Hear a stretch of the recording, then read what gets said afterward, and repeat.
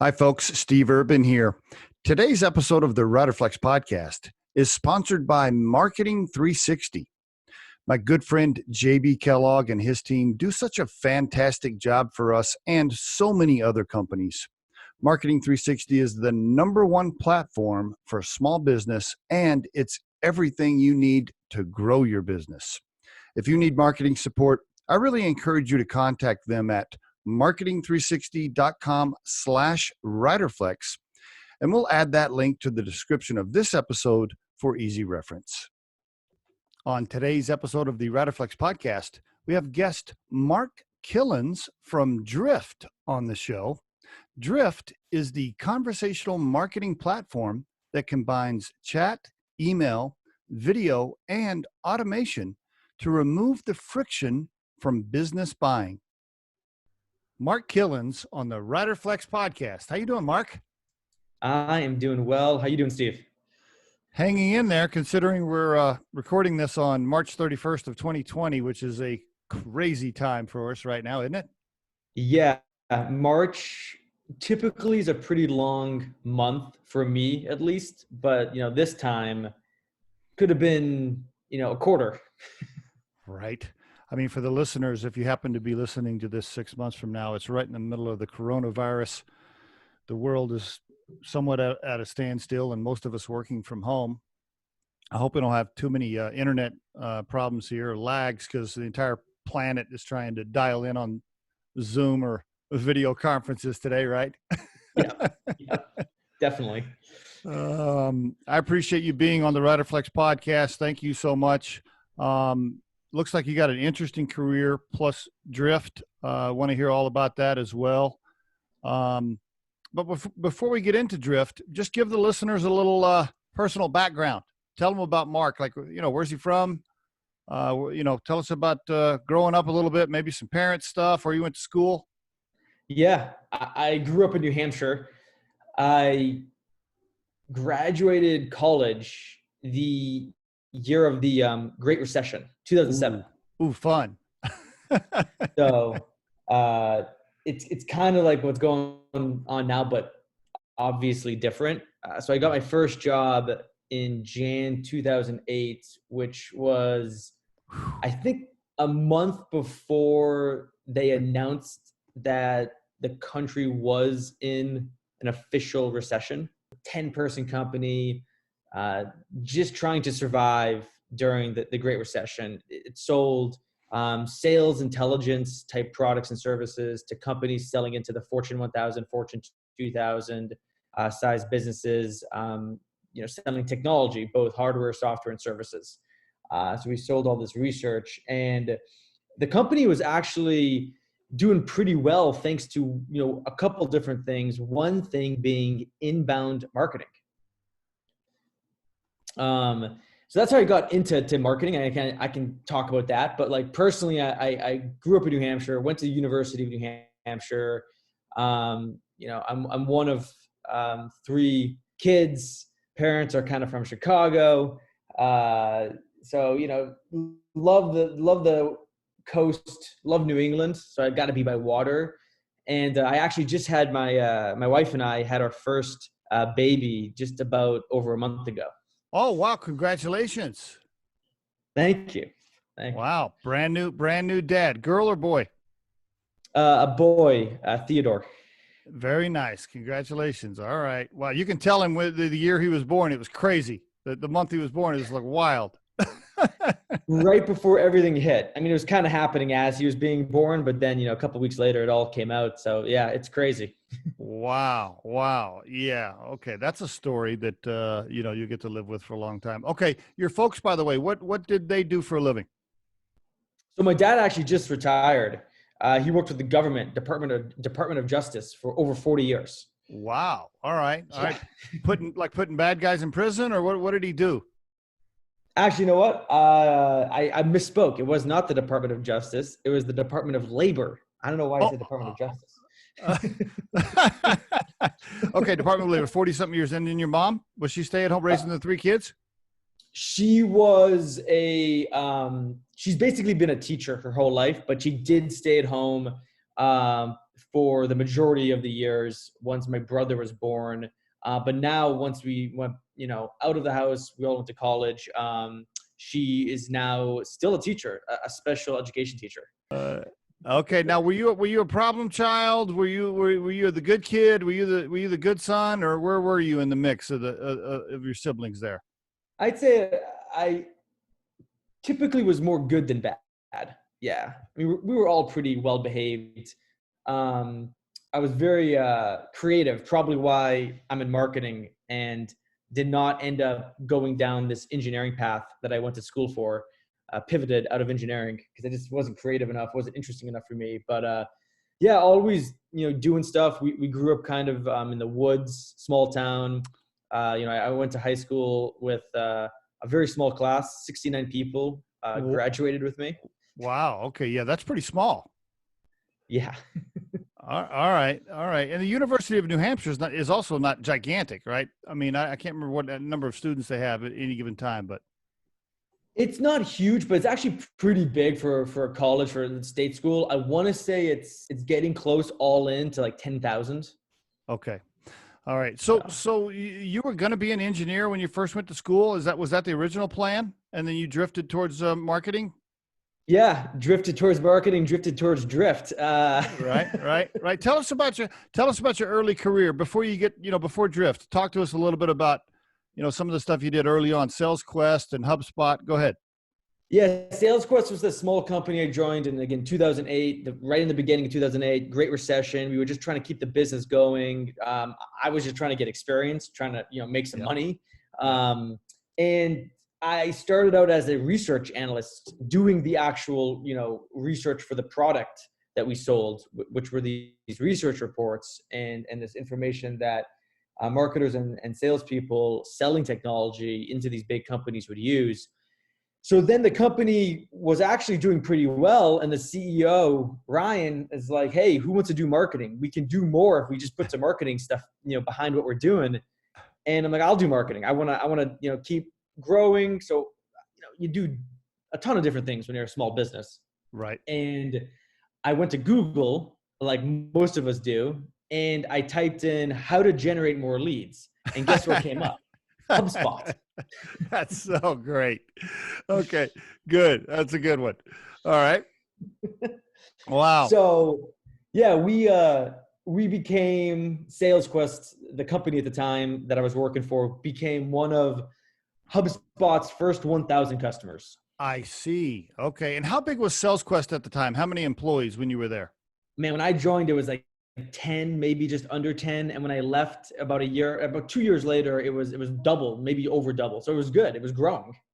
Okay. But you, let me guess, you established relationships at HubSpot. They knew you, you knew them. And somebody over there was like, hey man, come over here with us. Talk to us. Yeah, I kind of initiated it. I kind of wanted to, I have big plans, long term. So, I'm pretty, again, like I said, creative. I have big ideas, and I thought HubSpot would be an amazing company to join. And inbound marketing, what I saw firsthand in just 6 months, we like doubled our revenue, tripled our leads, thanks to just using the inbound methodology and using the HubSpot software. I'm like, I got to go to HubSpot. This company's on fire. It's a huge category. I believe in it. And I think I can learn a ton and help a ton of people out at the same time. Gotcha. All right. So you tapped into some of your relationships there to get an initial conversation going to join them, I'm guessing. Yeah, I actually went to one of the first ever HubSpot user groups. They're called Hugs. Oh. And it was in like just outside of Boston in Western Massachusetts, not really Western, Central Massachusetts. And met a HubSpot employee at that user group. And then a couple months later, joined the company. Gotcha. Now, when you joined them in 2010, I think it was, how many employees, how big were they then? I can't remember. Just under 150. I was like the 140th employee, I believe. Wow. What do they have now? Over 3,000. Yeah, I left and it was just under 3,000 employees. Did you get in early enough for equity at all? Like, did you get a little piece there or no? Yeah, I got a little bit. Yeah, I was basically 4 years pre-IPO and then about 4.5 years after IPO. How about that? Okay. Wow. So yeah, I mean, you were a huge part. You were there for what, almost 9 years, right? Close to it. Yeah. I mean, that's that's a major accomplishment. You helped them grow that much and you got promoted there several times. Congratulations. Nice run at HubSpot. Thank you. Why'd you leave? Three reasons. One is I accomplished almost everything I wanted to accomplish at HubSpot. Okay. So, it just, for me and for what I think the people who the people I was leading, the people I was managing, it was their time to step up. They were ready. And I accomplished, like I said, almost everything. Two, had the honor and privilege of helping, Brian and Dharmesh, the two co-founders, and the whole company build and grow this inbound category, inbound marketing. And I saw what Drift was doing with conversational marketing and knew the two co-founders pretty well. And to me, I actually think conversational marketing can become a bigger category than even inbound marketing. And maybe we talk about that, but I saw there was a huge opportunity to help the marketing world understand this huge new movement and shift. I'm not saying inbound marketing is something you shouldn't do or use. You should use both, especially if you're a recruiter. You need to use both, in my opinion. But that was a big reason. And number three, for me personally, it was about learning. I wanted to learn more and more, and I thought I could learn more now at Drift than I could maybe at HubSpot. Just because I'm a guy that loves to be creative, loves to learn, and if I don't have those opportunities, I get somewhat impatient, and I don't want to settle. One of my personal mottos is never settle. Good. So for me, it was just the right time. And was it a bigger responsibility, like reporting directly to the co-founders at Drift? Did it carry more weight, that position that you're in now? Yeah, definitely. I would say definitely it's a larger position. Okay. Until we hired our CMO now, Trisha Gelman, who's amazing. She comes from Salesforce, Adobe, Apple. She's worked with huge names like Mark Benioff, even Steve Jobs, the Adobe co-founders. She's my boss now. She manages the marketing team. I was able to work with David Cancel directly for almost a year, and that was amazing. But yeah, my ownership of what I do at Drift now spans all of the content we produce and create across the entire company, across the entire customer lifecycle and experience. I run all the community stuff, so social, our events, so Hypergrowth, which is our big in-person event we do a couple times a year. Drift Insider, which is our free membership and learning community that anyone can sign up for free. It's over 22,000 members in just about a year. Wow. Yeah, it's crazy. Huge. And then we actually just made a switch, which is interesting from a recruiting standpoint. Learning and development is so important to organizations, any organization. It can be used as a recruiting tool, a core benefit to why you would join the company. And now learning and development is actually underneath my leadership. So I have these three core functions, and we can talk a lot more about that if you'd like, but I'd say my responsibilities definitely have grown a lot, which is something that I really appreciate and was looking to do.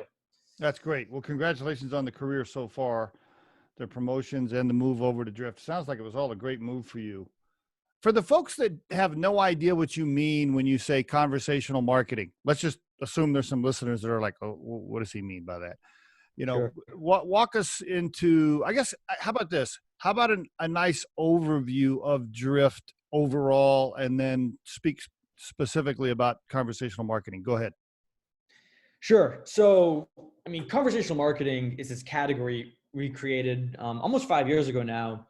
And really the overall mission of it is to fundamentally transform, if you will, how a business will, buy from another business. So changing B2B buying. And at its core, it's about connecting people together faster and with less friction. And there's a few reasons why this is so important. Okay. Number one, we have shifted as a population from an era where the companies, like businesses, had all of the control. They were able to control basically everything. And That now has changed thanks to the last 25, 30 years of the rise of the internet. Okay. The power has shifted. And that power has shifted now to the customer, the consumer, where we now have unlimited information. We have unlimited options of what to buy, where to buy it, how to buy it. And we have these ever growing and changing expectations because we have so much power these days. And because in our lives, we can get anything we want, an answer, a product, an outcome pretty quickly, that when you think about it from like a business buying from another business, or a person working in a business looking to buy from another business, that hasn't changed, right? B2C has changed fundamentally, but B2B hasn't changed. So we're saying businesses who are selling to other businesses need to change, and they need to use conversational marketing to do that. And they need to use messaging, really like chat, as the core tool to do that, and integrate that tool and the strategy of conversational marketing, that philosophy that we can talk more about, into doing that. So it's just like a recruiter trying to get in touch with a candidate. If a candidate's coming to your website and they're checking you out to see if they want to be, maybe apply or be employed, would you want any friction blocking you from the two of you connecting from candidate? You know what I mean? Yeah. And I sure as hell wouldn't want any friction between me and a potential client looking at the website, right? Like a company looking at the website to maybe hire Riderflex. I definitely don't want friction. I mean, yeah, you're helping companies to hire people, right? You want to make sure that your store, because like in the world now, especially now because of the COVID-19 and everything going on, there's now an acceleration from the industrial physical world to what I think of as like the knowledge digital world. I totally agree. So your store is your website, and it's the most important marketing asset you have. And if you don't make it easy for someone to have a conversation with you, or to get what they're looking for, to get to their like thing that they need in the moment, and capture their interest and intent in a simple, easy way for them, you're missing out on revenue. And how do you guys do that? Walk us through how you do that. Yeah, so we've built. So one of the things that I did when I joined is we built a blueprint and a framework to help businesses. Okay. So it's pretty simple, actually. The first thing I'll say is conversational marketing is this philosophy around making the experience of buying something more authentic, more personalized, more human-centric than ever before. Taking what makes us as humans, what we use in our everyday lives, I should say, and using that as part of the buying and customer experience. So that's our philosophy around it. So how do you actually bring that philosophy to life? We think of it as these 5 W's. So we can stop at each W, but the first W is, and actually, Steve, I'll give you a sneak peek, and your listeners a sneak peek. We're actually updating this blueprint. So let me give you the new blueprint. Great. We're in the process of updating it. It starts with who. Like, who's coming to your website? Like, what types of businesses, but the people at those businesses. Maybe it's also people looking for employment. Maybe it's a decision maker. Maybe it's someone who's like more of an influencer in the buying process. Maybe it's a CEO. So who's coming to the website? And you got to think about, like, as a marketer, then as a business owner, how am I getting those people to the website? So, what campaigns am I running? What programs am I running to attract these people to the website? So the first thing you got to look at is the who. The second thing is, where are they coming from? Are they coming from a paid ad? Are they coming from a Google search? Are they coming from an email marketing campaign? Where are these people coming from? Then, which are the channels? Which are your channels? And you can also think about, where are they in their stage of their buying purchase? Are they at the top of the funnel, middle, bottom, right? Kind of breaking that down. So we're basically taking all of the things that a marketer should be thinking about and using this one central thing, the central blueprint, to help you have more conversations and make the buying experience more enjoyable. How So do you after figure you out? put the who and the Yeah, where, I'll yeah, stop there. go ahead. Go Hmm. ahead. No, I'll stop there. After you put the who and the where, there's a few more things that come through it. But like, what's your take on the who and the where? Well, my question is, how are you figuring that out? I mean, if you could tell me, if I had a tool that said, "Hey, Steve, 1,000 people hit the website today, and by the way, 5 of them were CEOs looking for a potential firm to help them with recruiting, and here's their contact information." I'm ready to hire Drift right now. Yeah. Yeah. So there's a few ways you figure out the who. One is you actually don't know who's coming to your website because Right. you don't have access to that person's information. So you're gonna use conversational marketing to find out, number one. Number Okay. two, you use services like 6 Sense, Zoom Info, which are all fully part of the Drift product, which is intent-based services, right? Basically you're able to understand through data that these companies provide, who's coming to the site based off of demographic, firmographic information, Okay.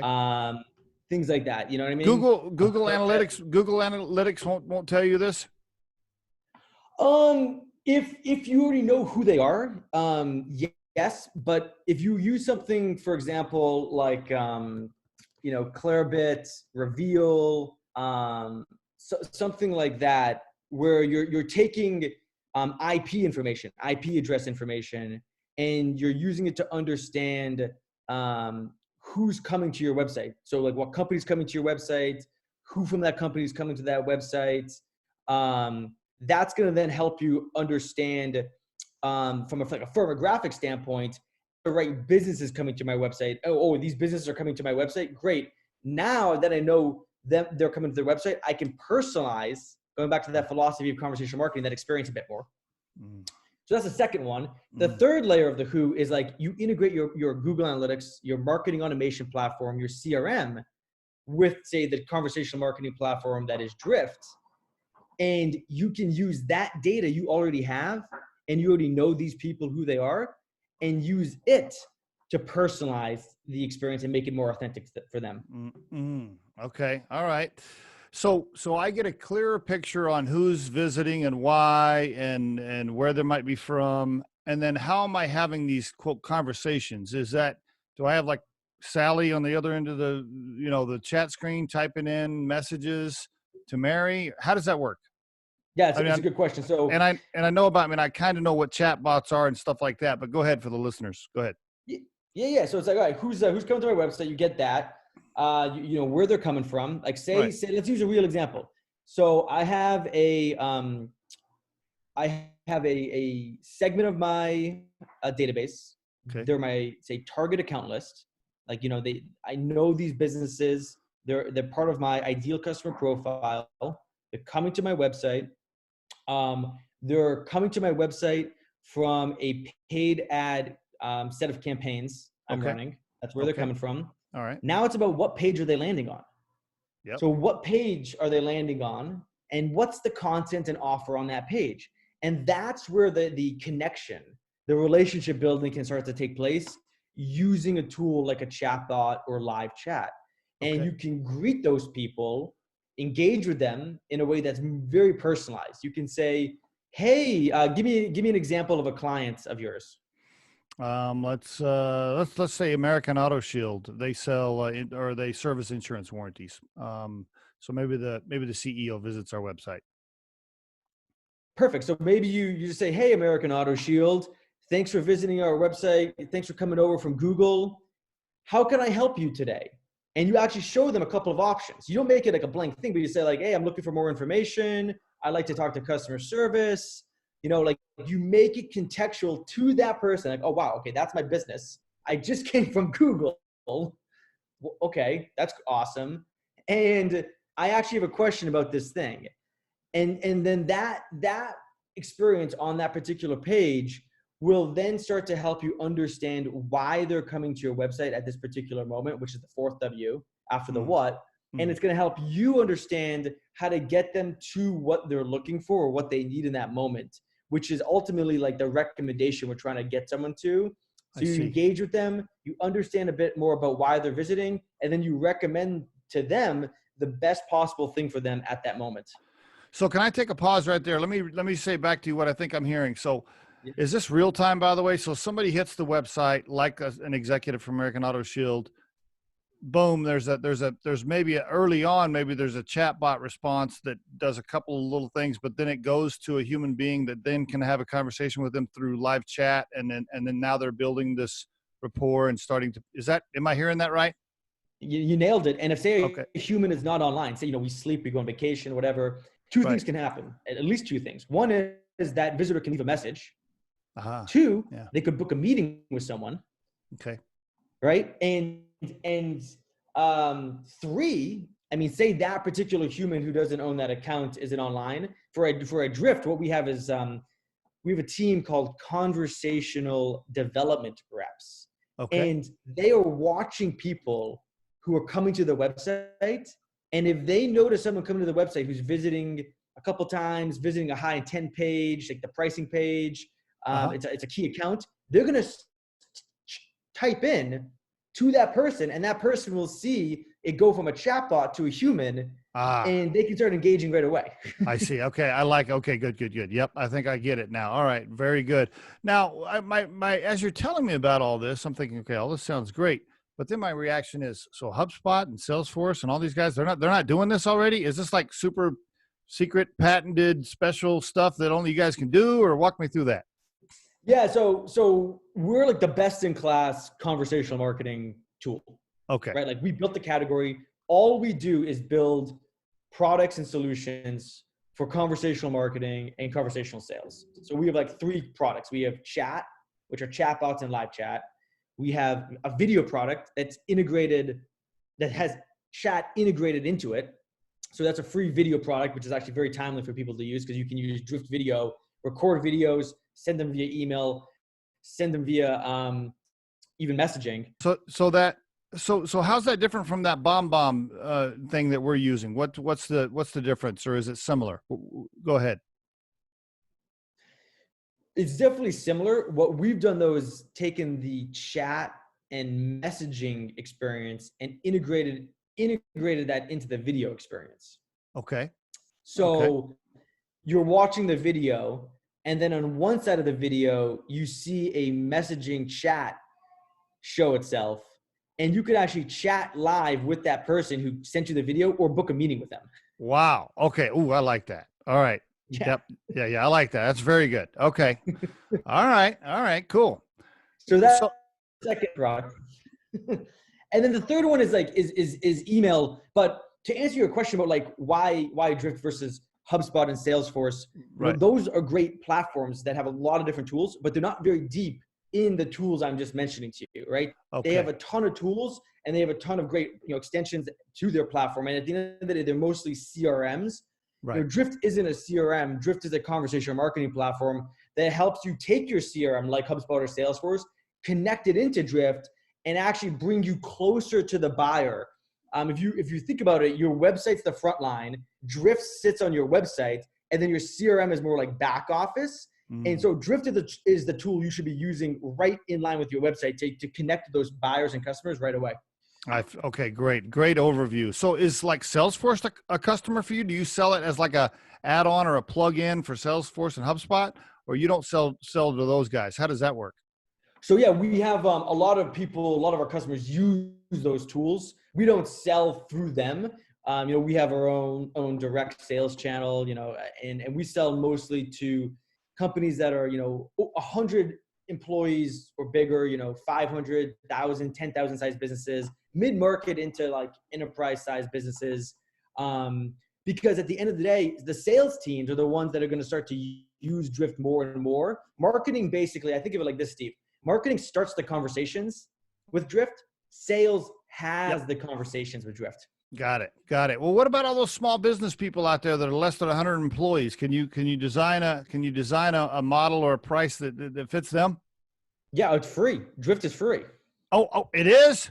Well, you didn't. Yeah. Okay, you forgot to tell me that. We have a free product that you can use right away if you don't want to start to get into the more sophisticated stuff. What? Okay. All right. Of course, I'm assuming I'm assuming it's the bare bones, and if you want the fancy stuff, you got to start paying a little bit. But can you pay? Is there different versions of stuff? Okay. Yeah, there's different versions. Yeah, we have 4 different plans. Oh yeah, it starts even at like $50 a month. Wow. Okay. I'll definitely have my partner who leads sales, look into it right away. Okay. Very good. Because you're right. We spend a lot of time on our website at Riderflex, and we spend a lot of time on our social media. I would like to do a better job of capturing information coming in and having conversations with those people. And, just like you talked about. Okay. Very good. Glad you clarified the fact that there is a free version to try it. So, okay, excellent. How big is Drift now? How many employees? 350. All right. Yeah. Very good. Okay. Based in Boston? Based in Boston. We got an office in San Francisco, Seattle, and Tampa. Okay. Well, congratulations. It sounds like it's fun, and I can feel the passion coming off of you. You're definitely passionate about the product. Like it's not fake by any means. Like you can tell you're all in. Oh yeah. No, I mean, I have my accountant, my accountant tax guy, small business, right? 5 people. He uses Drift free. In 1 month of him setting that up, it was at the beginning of 2019, in the beginning of the tax season, he got 5 meetings in 1 month. What? Okay. All right. Very, very good. And All his right. Now, website's only getting 500,000 people a month maybe visiting it. okay. Now, if we go on, now that we've done the podcast interview, if we go on to the website, and by the way, for the listeners, just so we're all on the same page, it is drift.com. If they go to drift.com, I'm guessing there's see a demo, sign up for free version. You just walk through the website, right? Oh yeah. Top right-hand corner of the website, right in the navigation. You can see both of those calls to action. Oh, look at this. Oh, I'm looking at the website right here. The chat box is actually saying, "Hey, Riderflex, exclamation point. Can I ask you a question?" It knows I'm Riderflex. How about that? Wow. That's what I'm saying. Right? We Okay. know who you are thanks to some of that IP intelligence. Wow. All right. You got my attention now for sure. It's fun stuff. Now, if we sign up, and you see Riderflex come through the customer list, can you go over and make sure we get like the best account manager? Oh yeah, I mean, 100%. Just know what you can do. This is what's crazy about it. Type into the chat experience, right? Okay. That chat bot. Okay. Hey, I need to talk to someone. I need a human. A human's going to come in, number 1. Number 2, if you say, hey, I need to talk to Mark Kilens, they will tag me into the message and I'll start chatting with you right away. And I can do that through my mobile phone.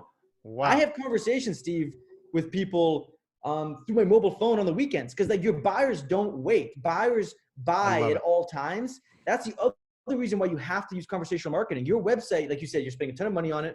You're spending a ton of money on marketing and trying to generate interest and demand. You need your website to be top performing today.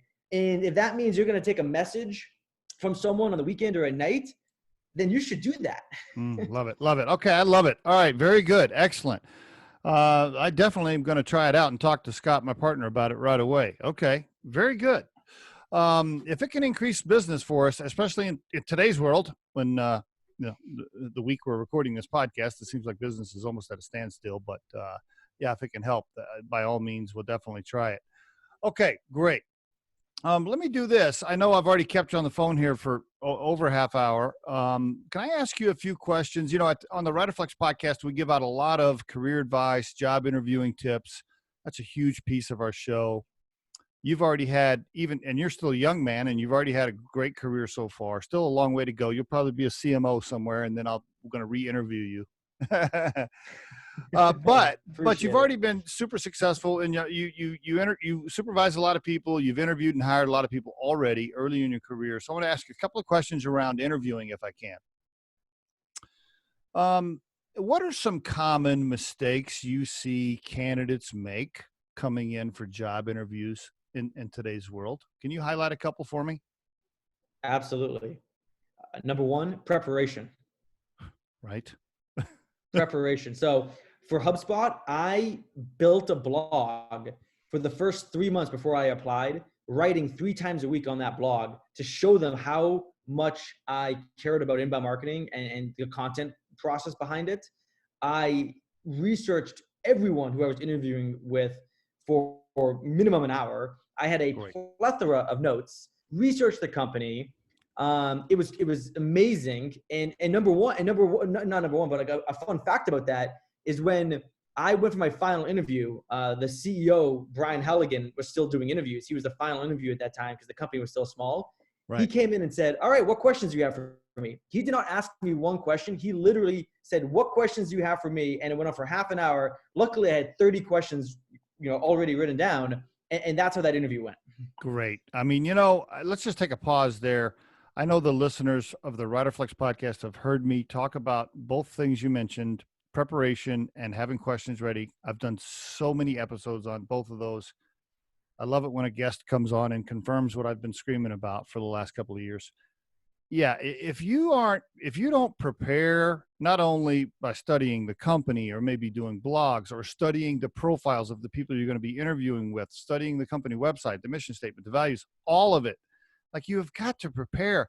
I'm so blown away, Mark, by the number of candidates that just don't prepare. It just, I mean I agree. I just can't believe it. And then, I've said this too as well before. I'll say, so what questions do you have for me? Oh, I don't really have any. I mean, as soon as they say that, that's it. It's over. They're not getting hired.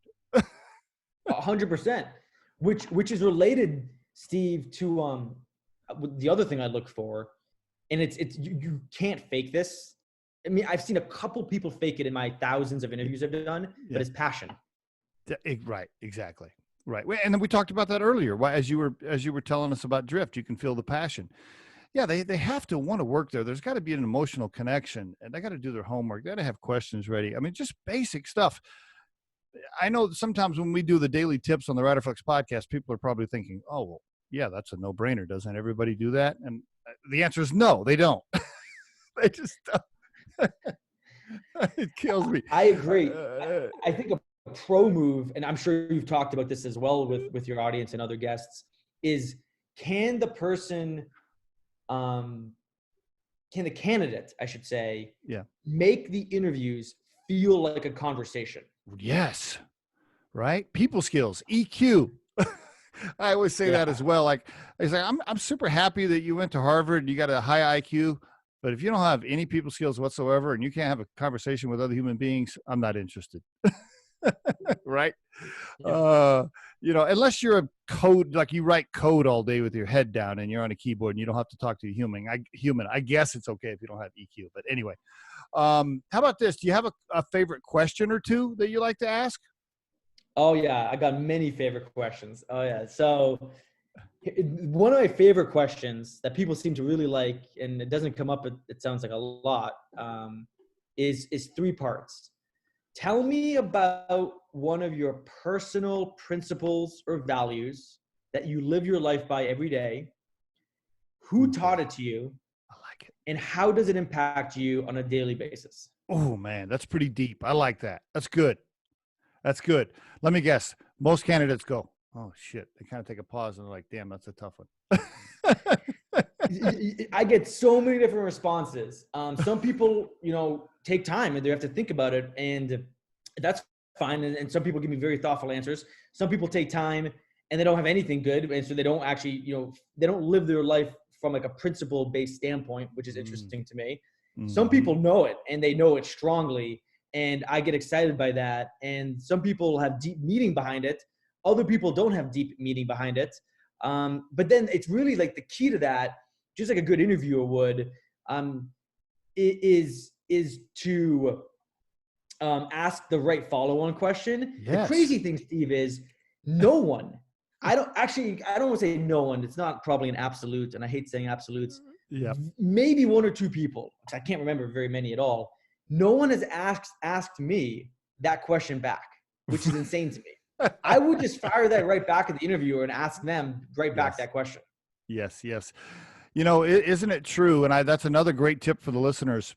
when you're on a job interview, yes, you are selling yourself. Yes, they are trying to get information out of you. And it is lopsided, if you will, to where you're doing a lot of the talking to talk about yourself. But don't forget, it's still an emotional human to human conversation. And the other person is waiting for you to ask some questions about them too, right? Like show some emotions, show some empathy, say something, notice a picture on their desk, ask them about, I don't know,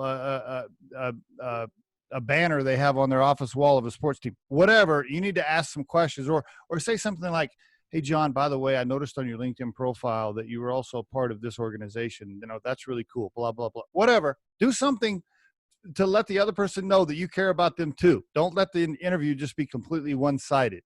Oh, yeah, so important. It really is. Let me ask you this. I know we're almost out of time. I do have a final question I want to save till the end. But before the final question, because we're in the middle of this coronavirus, a crazy world, and a lot of people working from home, a lot of people trying to work remotely right now, can I ask you, what's your opinion of remote work in general? What's your opinion of it as it stands today? And where do you see society heading with regards to that? What's your opinion? I think it's a good thing overall. And I think the world is going to be moving more and more in that direction. So for example, HubSpot, when I started, no remote work at all. Right. When I left, the global company, 10 offices.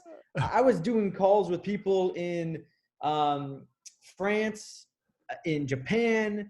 I was working more remotely, not as much because I was leading a pretty big team, but it was really helpful from a recruiting standpoint, from a talent discoverability and acquisition standpoint. Yes. So Drift is leaning hard into it as well. Like we're all remote now, obviously. So Right. what we feel is important is having rituals. David Cancel, our CEO, believes so strongly in company rituals. And I love this. So for example, at Drift, we have a Monday meeting, all hands, a Friday meeting, all hands. Monday metrics is called, Friday show and tell. Oh, I And like it. even though we're remote, we are still, there's 350 people on Zoom dialing in, or I guess video conferencing into those meetings, and the chat pane is blowing up. There's the presenters presenting across the company at these meetings still. They're amazing. And I think as long as you have a culture and leadership that allows remote work to happen, and you set the right expectations and have the right cultural principles, for example, it's really a good thing. I will say though, I am a big believer in FaceTime as well. So for me, I'm a guy who likes to have both. I like to be remote and FaceTime. Yeah. I know people that work at fully remote companies and they come together once, maybe twice a year, and that's fine. So the short answer is we're going to be seeing a lot more of it. I think things like Drift can help, because it's all about starting conversations and building relationships. So using video, using messaging, using communication channels that we use in our daily lives to facilitate the remote work culture can really help. Lean into it. I think there's going to be more education about how to do it better from all levels of an organization, like how the CEO down to an employee can be better at remote working. But it's not going anyplace. And like I said before, we're going into this digital knowledge-based economy. And to do that, you're going to have to embrace remote work. Yep. So that's a great summary. And I agree with just about everything you said there. And I'm not just saying that because you're a guest. And I've done lots of episodes on this podcast about it. I'll just add in there, I'll go even a little further to say, I think there's a future where you're actually like, this is going to sound a little out there, but I think, 40, 50 years from now, 30 years from now, like if you're driving in, polluting the planet, driving in just to get into a building and open a laptop when you don't have to, I think that'll actually be looked down on. I think people will actually say, what are you doing, bro? Don't be clogging up the highway if you don't have to. Like, what are you doing? Like, don't be doing that. I think it's actually going to lean that far eventually. And I think we'll look back and we'll see all these high-rise buildings that got converted into apartments, and we'll look at them and go, you mean people used to go to those and sit in cubicles and punch keys on a keyboard? Like, what? Why were we doing that? I think it'll eventually go there. Now, I do agree that human interaction, face-to-face, standing next to another human, and now all of that interaction, I do think we need that, and we'll always need that. That's why, if they put somebody in solitary confinement in prison, it's the worst thing they can do to them, because we want to be around other humans, right? So we have to have that. So I think there will be a combination of what you just said. It'll probably be a lot more remote work with facilities and buildings that where groups can come together and interact for a day, or whether that's once a week, once a month, once a quarter, once a year, and they interact and they do their thing. Maybe it's not always a conference where everybody's just hanging out and having a good time and drinking at night and partying, but maybe it's actually like, hey, this day a month, we're going to work together as a unit, or we're going to get together. I think it'll be something like you said. It'll be a combo of some kind. But to wrap up what I'm saying, people driving every day into a building to punch keys on a laptop, that's going away. I really feel like that will go away faster now, even because of what's happened with coronavirus. But no, I agree with you. I agree. I think we could have a whole other episode on community, which is part of my job description. And I think the rise of micro communities in the physical world are going to just rapidly grow now. Agreed. Totally agree. Yeah, we could do another pod. Matter of fact, you should come back on the show. We should probably just talk about that. One last question. I know we're just about out of time. You've been a great guest so far. Thank you so much for sharing everything. My pleasure. One last question. This is very similar to the question you ask in interviews. Maybe it's worded a little different, but it's damn close. I usually ask this question to all of the guests at the end of the show. If you had to put Mark's core purpose, I call it core purpose. If you had to put your core purpose in life into a sentence, but I challenged you to hold it, to hold back the family response, like your brand new son and your beautiful wife, and try not to plug family into this. Let's call it the professional core purpose, if you will. Mm-hmm. If you had to put that into a sentence, what would yours be? Oh, so I already know the answer, and you're not gonna be able to probably ask me a ton of stuff about it because we're at the time, but it's to change the way the world views money. Ooh. Oh, that's another episode, bro. You got to come back on the show. My pleasure. Mark, that's my purpose. I defined that when I was actually 20 years old. There's a huge story behind that, but it's to change the way the world views money. Oh, we could go deep on that. Oh boy. All right. That's a good one. Mark, thank you so much for being on the Riderflex podcast. I greatly appreciate it. Awesome. Thanks for sharing. We'll be in touch. I'll send you some stuff. You can take a look at it before we launch. Okay. Hey, thank you, Steve. Thank you, everyone. It was my pleasure. All right. Have a good one. Take care. You too. Bye-bye. The Riderflex podcast features entrepreneurs, business executives, and the stories behind how they got there, as well as daily tips on career advice and job interviews. Our show can be heard just about anywhere these days, but you can visit riderflex.com and click on the podcast page to hear all the previous episodes and learn more about the recruiting and consulting services we provide. Contact us at the email address info@riderflex.com or 888-964-5876. Thanks so much for listening, and if you enjoy our show, please be sure to subscribe to our channel and like the episodes.